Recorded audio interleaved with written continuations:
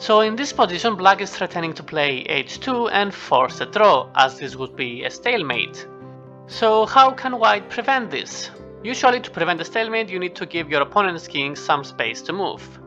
And in this case, that would mean moving your own king somewhere, but it can move. If you try to push this pawn, this bishop, in order to move your king, that's just too slow, that's too many moves. However, black has another pawn all the way to b7. Can we do something about that? And the answer is yes, we can.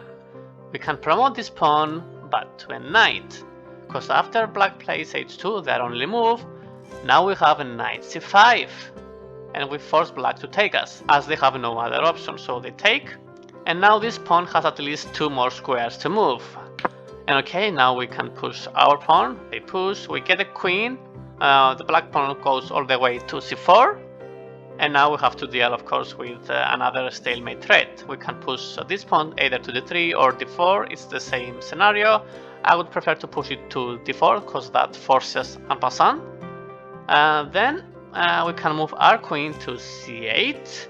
And now black has 2 options, they can either take or push. Let's see what happens if they take. If they take, we are forced to take this pawn, but now this is no longer stalemate, because the black king now has a square to move.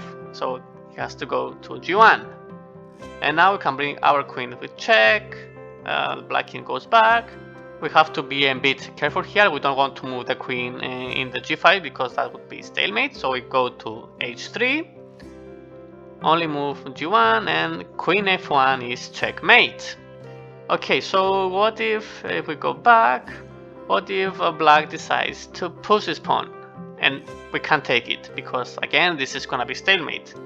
So we must ignore it, we come to h3 anyway, they take the bishop with check, and it's the same situation, this is checkmate.